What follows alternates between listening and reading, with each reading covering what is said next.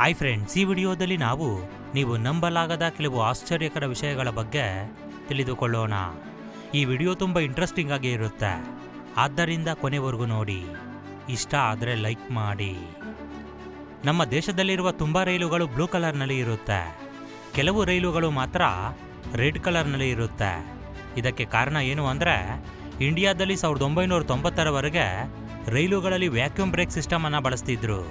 1990ರ ನಂತರ air break ಸಿಸ್ಟಮನ್ನು ಬಳಸಲು ಪ್ರಾರಂಭ ಮಾಡುತ್ತಾರೆ.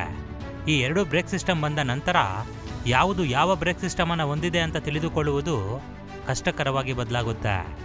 ಆದ್ದರಿಂದ ಇದನ್ನು ಓವರ್ಕಮ್ ಮಾಡಲು ನಮ್ಮ ಭಾರತ ಸರ್ಕಾರ ವ್ಯಾಕ್ಯೂಮ್ ಬ್ರೇಕ್ ಸಿಸ್ಟಮ್ ಇರುವ ಟ್ರೈನ್ಸ್ಗೆ ರೆಡ್ ಕಲರನ್ನು ಹಾಗೂ ಏರ್ ಬ್ರೇಕ್ ಸಿಸ್ಟಮ್ ಇರುವ ಟ್ರೈನ್ಸ್ಗೆ ಬ್ಲೂ ಕಲರನ್ನು ಹಾಕುತ್ತೆ. ಆದರೆ ಈಗ ಹೊಸದಾಗಿ ಯೆಲ್ಲೋ ಕಲರ್ ಟ್ರೈನ್ ಕೂಡ ಬಂದಿದೆ. ಹಾಗಾದರೆ ಇವುಗಳಲ್ಲಿ ಯಾವ ಬ್ರೇಕ್ ಸಿಸ್ಟಮನ್ನು ಅಳವಡಿಸಿದ್ದಾರೆ ಅಂತ ನೀವು ಕೇಳಬಹುದು. ಇವುಗಳಲ್ಲೂ ಕೂಡ ಏರ್ ಬ್ರೇಕ್ ಸಿಸ್ಟಮನ್ನು ಅಳವಡಿಸಿದ್ದಾರೆ. ಈಗ ವಂದೇ ಭಾರತ್ ರೈಲುಗಳು ಬಂದಿದೆ ಅಲ್ವಾ, ಇದರಲ್ಲಿ ಎಲೆಕ್ಟ್ರೋ ನ್ಯೂಮ್ಯಾಟ್ರಿಕ್ ಬ್ರೇಕ್ ಸಿಸ್ಟಮನ್ನು ಅಳವಡಿಸಿದ್ದಾರೆ. ಇದು ಏರ್ ಬ್ರೇಕ್ಗಿಂತ ಸಾಮರ್ಥ್ಯವಾಗಿ ಕೆಲಸ ಮಾಡುತ್ತೆ. ಈ ಒಂದು ಬ್ರೇಕ್ ಸಿಸ್ಟಮನ್ನು EP ಬ್ರೇಕ್ ಅಂತ ಕರೀತಾರೆ. ಇನ್ನು ಮೆಟ್ರೋ ಟ್ರೈನ್ ಇದೆ ಅಲ್ವಾ, ಇವುಗಳಲ್ಲಿ ಮ್ಯಾಗ್ನೆಟಿಕ್ ಹಾಗೂ ಡಿಸ್ಕ್ ಬ್ರೇಕ್ ಸಿಸ್ಟಮ್ ಇರುತ್ತೆ. ಇದು ಅತ್ಯಂತ ಸಾಮರ್ಥ್ಯವಾಗಿ ಕೆಲಸ ಮಾಡುತ್ತೆ. ಹಾವುಗಳು ಬೇರೆ ಪ್ರಾಣಿಗಳ ರೀತಿ ಮಾಂಸ ಮತ್ತು ಮೂಳೆಗಳನ್ನು ಬೇರೆ ಮಾಡಿ ತಿನ್ನೋದಿಲ್ಲ, ಪೂರ್ತಿ ದೇಹವನ್ನು ನುಂಗಿಬಿಡುತ್ತೆ. ಆದರೆ ಹಾವಿನ ಹೊಟ್ಟೆ ಒಳಗೆ ಹೋದ ನಂತರ ಅದರ ಮಾಂಸ ಮತ್ತು ಮೂಳೆಗಳು ಪೂರ್ತಿಯಾಗಿ ಜೀರ್ಣವಾಗಿ ಹೋಗುತ್ತೆ. ಇದಕ್ಕೆ ಕಾರಣ ಸ್ನೇಕ್ ಹೊಟ್ಟೆ ಒಳಗಡೆ ಇರುವ ಸ್ಟಮಕ್ ಆಸಿಡ್. ಮಾನವನ ದೇಹದಲ್ಲಿರುವ ಹೈಡ್ರೋಕ್ಲೋರಿಕ್ ಆಸಿಡ್ಡೇ ಈ ಸ್ನೇಕ್ ಹೊಟ್ಟೆ ಒಳಗಡೆ ಕೂಡ ರಿಲೀಸ್ ಆಗುತ್ತೆ. ಆದರೆ ಅವುಗಳ ಹೊಟ್ಟೆ ಒಳಗಡೆ ಆಹಾರ ಜೀರ್ಣವಾಗುವ ಸಮಯದಲ್ಲಿ ಆ ಆಸಿಡ್ನ pH ಲೆವೆಲ್ 7.5ವರೆಗೆ ರೀಚ್ ಆಗುತ್ತೆ. ಜೀರ್ಣ ಆದ 18 ಗಂಟೆ ನಂತರ ಆ pH ಲೆವೆಲ್ ನಾರ್ಮಲ್ ಸ್ಟೇಜ್ಗೆ ಬರುತ್ತೆ, ಅಂದರೆ 1.5ಗೆ ಸೇರುತ್ತೆ. ಈ ರೀತಿ ಹಾವುಗಳು ಎಷ್ಟೇ ದೊಡ್ಡ ಪ್ರಾಣಿಯನ್ನು ನುಂಗಿದರೂ ಅದರ ಮೂಳೆ ಮತ್ತು ಮಾಂಸವನ್ನು ಪೂರ್ತಿಯಾಗಿ ಜೀರ್ಣಿಸಿಕೊಳ್ಳುತ್ತೆ. ಆದರೆ ಅದರ ಕೂದಲನ್ನು ಮಾತ್ರ ಜೀರ್ಣಿಸಿಕೊಳ್ಳಲು ಸಾಧ್ಯವಿಲ್ಲ. ಏಕೆ ಅಂದರೆ ಕೂದಲಿನಲ್ಲಿ ಕೆರೋಟಿನ್ ಅನ್ನೋ ಅಂಶ ಇರುತ್ತೆ, ಇದು ಜೀರ್ಣ ಆಗೋದಿಲ್ಲ. ಇನ್ನು ಹಾವುಗಳು ತಮ್ಮ ವಿಷವನ್ನು ತಾವೇ ನುಂಗಿದರೆ ಆ ವಿಷವನ್ನು ಕೂಡ ಜೀರ್ಣಿಸಿಕೊಳ್ಳಬಲ್ಲವು. ಒಂದು ವೇಳೆ ಆಕ್ಸಿಡೆಂಟ್ ಆಗಿ ತಮ್ಮನ್ನು ತಾವೇ ಕಚ್ಚಿಕೊಂಡರೆ ಆಗ ವಿಷ ನೇರವಾಗಿ ಬ್ಲಡ್ ಸೆಲ್ಸ್ ಒಳಗೆ ಹೋಗುತ್ತೆ. ಈ ರೀತಿ ಏನಾದರೂ ಆದರೆ ಕೆಲವೊಂದು ಬಾರಿ ಹಾವಿಗೆ ಹಾನಿಯಾಗುವ ಸಾಧ್ಯತೆ ಕೂಡ ಇದೆ. ಇದು ಕೇವಲ ಕೆಲವೇ ಕೇಸಸ್ನಲ್ಲಿ ನಡೆಯುತ್ತೆ. ಇನ್ನೂ ಕೆಲವು ಕೇಸಸ್ನಲ್ಲಿ ಅವುಗಳ ವಿಷಕ್ಕೆ ಆಂಟಿಬಾಡೀಸ್ ಅವುಗಳ ದೇಹದಲ್ಲಿ ಇರುತ್ತೆ. ಚೀನಾದವ್ರಿಗೆ ಎಷ್ಟೇ ತೊಂದರೆ ಆದರೂ ಸಹ ಅವರ ಆಹಾರ ಪದ್ಧತಿಯನ್ನು ಮಾತ್ರ ಅವರು ಬದಲಾಯಿಸಿಕೊಳ್ಳೋದಿಲ್ಲ.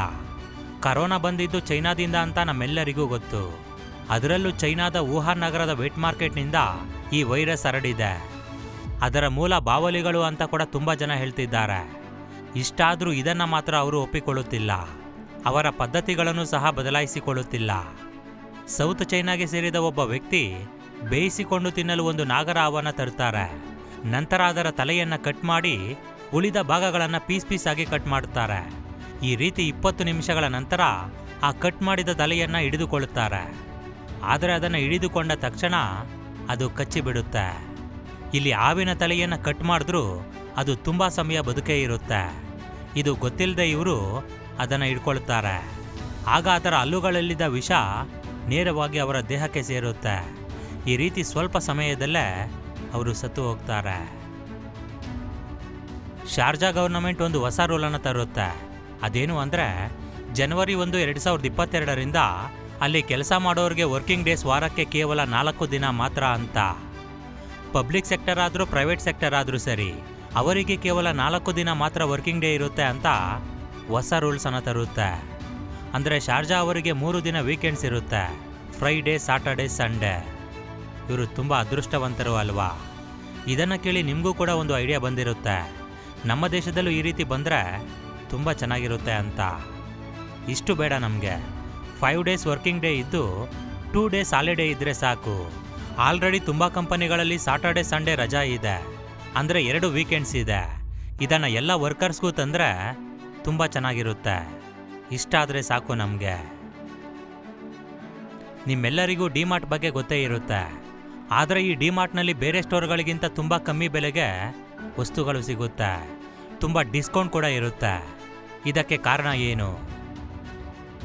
ಯಾವ ಕಂಪನಿ ಆದರೂ ಸರಿ, ಯಾವ ಸ್ಟೋರ್ ಆದರೂ ಸರಿ, ಆ ಕಂಪನಿಯ ಸೀಕ್ರೆಟನ್ನು ಯಾವುದೇ ಕಾರಣಕ್ಕೂ ಬೇರೆಯವರ ಜೊತೆ ಹಂಚಿಕೊಳ್ಳೋದಿಲ್ಲ. ಇದನ್ನೇ ಟ್ರೇಡ್ ಸೀಕ್ರೆಟ್ ಅಂತ ಕರೀತಾರೆ. ಅದೇ ರೀತಿ ಡಿಮಾರ್ಟ್ ಅವರು ಕೂಡ. ಆದರೆ ಇವರು ಡಿಸ್ಕೌಂಟ್ ಕೊಡಲು ಕೆಲವು ಕಾರಣಗಳನ್ನು ನಾವು ಊಹೆ ಮಾಡಿ ಕೂಡ ಹೇಳಬಹುದು. ಈಗ ನಮ್ಮ ಭಾರತದಲ್ಲಿ ಒಟ್ಟು 381 ಡಿಮಾರ್ಟ್ ಸ್ಟೋರ್ಗಳು ಇವೆ. ನೀವು ನಮ್ಮ ದೇಶದಲ್ಲಿರುವ ಯಾವ ಡಿಮಾರ್ಟ್ ಸ್ಟೋರ್ಗೆ ಹೋದ್ರೂ ಸಹ ಅದು ತುಂಬ ಸಿಂಪಲ್ ಆಗಿ ಇರುತ್ತೆ. ಅಂದರೆ ಅವರ ಬಿಲ್ಡಿಂಗನ್ನು ರೆಂಟ್ಗೆ ತಗೊಳ್ಳೋದಿಲ್ಲ, ಜಾಗವನ್ನು ರೆಂಟ್ಗೆ ತಗೊಂಡು ಆ ಬಿಲ್ಡಿಂಗನ್ನು ನಿರ್ಮಾಣ ಮಾಡ್ತಾರೆ. ಇದರಿಂದ ಬಿಲ್ಡಿಂಗ್ ಮೇಲೆ ಬೀಳೋ ರೆಂಟ್ ಕಮ್ಮಿ ಆಗುತ್ತೆ. ನೀವು ಈ ಡಿಮಾರ್ಟ್ ಸ್ಟೋರ್ ಒಳಗೆ ಹೋಗಿ ನೋಡಿದ್ರೂ ಸಹ ಅದು ತುಂಬ ಸಿಂಪಲ್ ಆಗಿ ಇರುತ್ತೆ. ಆದರೆ ಬೇರೆ ಶಾಪಿಂಗ್ ಮಾಲ್ ಅವರು ಬಿಲ್ಡಿಂಗನ್ನು ರೆಂಟ್ಗೆ ತಗೊಳ್ತಾರೆ. ಇದರಿಂದ ಬಿಲ್ಡಿಂಗ್ ಮೇಲೆ ಬೀಳುವ ರೆಂಟನ್ನು ಕೂಡ ಮಾರುವ ವಸ್ತುಗಳ ಮೇಲೆ ಹಾಕಿ ನಮಗೆ ಮಾರಾಟ ಮಾಡ್ತಾರೆ. ಇದರಿಂದ ಬೇರೆ ಶಾಪಿಂಗ್ ಮಾಲ್ಗಳಲ್ಲಿ ವಸ್ತುಗಳ ಬೆಲೆ ಜಾಸ್ತಿ ಇರುತ್ತೆ. ಇನ್ನು ಎರಡನೇ ಕಾರಣ, ಇವರಿಗೆ ನೇರವಾಗಿ ಕಂಪನಿಗಳ ಜೊತೆ ಕಾಂಟ್ಯಾಕ್ಟ್ ಇರುತ್ತೆ. ಇವರಿಗೆ ಮಧ್ಯವರ್ತಿಗಳು ಇರೋದಿಲ್ಲ. ನೇರವಾಗಿ ಕಂಪನಿಗಳಿಂದಾನೇ ಇವರಿಗೆ ಟ್ರಾನ್ಸ್ಪೋರ್ಟ್ ಆಗುತ್ತೆ. ಈ ರೀತಿ ನೇರವಾಗಿ ಕಂಪನಿಗಳಿಂದ ಪ್ರಾಡಕ್ಟನ್ನು ಖರೀದಿ ಮಾಡೋದ್ರಿಂದ ಅವರಿಗೆ ತುಂಬ ಕಮ್ಮಿ ಬೆಲೆಗೆ ಸಿಗುತ್ತೆ. ಇದರಿಂದ ಅವರು ತುಂಬ ಡಿಸ್ಕೌಂಟನ್ನು ಕೊಟ್ಟು ನಮಗೆ ಮಾರಾಟ ಮಾಡುತ್ತಾರೆ. ಅದೇ ರೀತಿ ಡಿಮಾರ್ಟ್ನಲ್ಲಿರುವ ತುಂಬ ವಸ್ತುಗಳು ಡಿಮಾರ್ಟ್ ಬ್ರ್ಯಾಂಡ್ವೇ ಆಗಿರುತ್ತೆ. ಅಂದರೆ ದವಸ ಧಾನ್ಯಗಳನ್ನು ಅವರು ರೈತರಿಂದ ನೇರವಾಗಿ ಖರೀದಿ ಮಾಡಿ ಅದಕ್ಕೆ ಅವರ ಬ್ರ್ಯಾಂಡನ್ನು ಹಾಕಿ ಮಾರಾಟ ಮಾಡುತ್ತಾರೆ. ಇನ್ನು ಡಿಮಾರ್ಟ್ನಲ್ಲಿ ಸಿಗುವ ಎಲ್ಲ ಬಟ್ಟೆಗಳು ಸಹ ಅವರು ನೇರವಾಗಿ ಮ್ಯಾನುಫ್ಯಾಕ್ಚರಿಂಗನ್ನು ಮಾಡಿಸ್ಕೊಳ್ತಾರೆ. ಈ ರೀತಿ ಡಿಮಾರ್ಟ್ನಲ್ಲಿರುವ ತುಂಬ ಪ್ರಾಡಕ್ಟ್ಸ್ ಡಿಮಾರ್ಟ್ ಬ್ರ್ಯಾಂಡ್ವೇ ಆಗಿರುತ್ತೆ.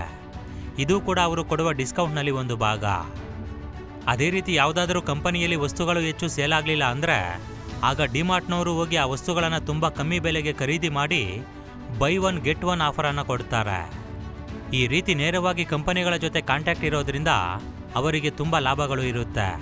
ಆ ಲಾಭಗಳನ್ನು ಕಮ್ಮಿ ಮಾಡಿ ಅವರು ನಮಗೆ ಡಿಸ್ಕೌಂಟನ್ನು ಕೊಡ್ತಾರೆ. ಇದು ಬಿಟ್ಟು ಬೇರೆ ರೀಸನ್ ಏನಾದರೂ ಇದ್ದರೆ ಖಂಡಿತ ಕಾಮೆಂಟ್ನಲ್ಲಿ ಬರೀರಿ. ಫೋಟೋಸಿಂಥಸಿಸ್ ಬಗ್ಗೆ ನಮ್ಮೆಲ್ಲರಿಗೂ ಗೊತ್ತು. ಅಂದರೆ ಎಲೆಗಳು ಸೂರ್ಯನ ಬೆಳಕನ್ನು ಮತ್ತು ಕಾರ್ಬನ್ ಡೈಆಕ್ಸೈಡನ್ನು ಬಳಸಿಕೊಂಡು ಆಹಾರವನ್ನು ಉತ್ಪತ್ತಿ ಮಾಡಿಕೊಳ್ಳುವುದು. ಎಷ್ಟು ಅದ್ಭುತ ನೋಡಿ. ಕೇವಲ ಸೂರ್ಯನ ಬೆಳಕನ್ನು ಮತ್ತು ಕಾರ್ಬನ್ ಡೈಆಕ್ಸೈಡನ್ನು ಬಳಸಿಕೊಂಡು ಇವು ಆಹಾರವನ್ನು ಉತ್ಪತ್ತಿ ಮಾಡಿಕೊಳ್ಳುತ್ತೆ ಅಂದರೆ ಖಂಡಿತ ಇದು ಅಮೇಝಿಂಗ್. ಆದರೆ ಅದನ್ನು ನಾವು ಖಂಡಿತ ನೇರವಾಗಿ ನೋಡಲು ಸಾಧ್ಯವಿಲ್ಲ. ಒಂದು ವೇಳೆ ನೋಡಲು ಸಾಧ್ಯವಾದರೆ ಹೇಗಿರುತ್ತೆ? ಇದಕ್ಕೆ ಕೆಲವು ವಿಜ್ಞಾನಿಗಳು ಮೈಕ್ರೋಸ್ಕೋಪ್ನಲ್ಲಿ ಎಕ್ಸ್ಟ್ರೀಮ್ ಆಗಿ ಝೂಮ್ ಮಾಡಿ ಈ ಒಂದು ದೃಶ್ಯವನ್ನು ಸೆರೆ ಹಿಡಿದಿದ್ದಾರೆ. ಇಲ್ಲಿ ಎಲೆಗಳು ಸೂರ್ಯನ ಬೆಳಕನ್ನು, ಕಾರ್ಬನ್ ಡೈಆಕ್ಸೈಡನ್ನು ಹಾಗೂ ನೀರನ್ನು ಬಳಸಿಕೊಂಡು ಆಹಾರವನ್ನು ತಯಾರಿಸುತ್ತಿವೆ. ಇದನ್ನು ನೋಡ್ತಾ ಇದ್ರೆ ನೀರು ಹರಿಯುತ್ತಿರುವ ರೀತಿ ಕಾಣುತ್ತೆ. ಆದರೆ ಇಲ್ಲಿ ಒಂದು ವಿಸ್ಮಯವಾದ ಪ್ರಕ್ರಿಯೆ ನಡೀತಿದೆ. ಈ ಒಂದು ಪ್ರಕ್ರಿಯೆಯಲ್ಲಿ ಆ ಗಿಡಕ್ಕೆ ಆಹಾರ ಸಿಗ್ತಿದೆ, ನಮಗೆ ಆಕ್ಸಿಜನ್ ಕೂಡ ಸಿಗ್ತಿದೆ. ತುಂಬ ಅಮೇಝಿಂಗ್ ಅಲ್ವಾ? ಇವು ಫ್ರೆಂಡ್ಸ್ ಇವತ್ತಿನ ಕೆಲವು ಇಂಟ್ರೆಸ್ಟಿಂಗ್ ಫ್ಯಾಕ್ಟ್ಸ್. ಓಕೆ ಫ್ರೆಂಡ್ಸ್, ಈ ಒಂದು ವಿಡಿಯೋ ನಿಮಗೆ ಇಷ್ಟ ಆಗಿದ್ರೆ ಖಂಡಿತ ಲೈಕ್ ಮಾಡಿ, ಶೇರ್ ಮಾಡಿ. Thank you for watching friends. Jai Hind.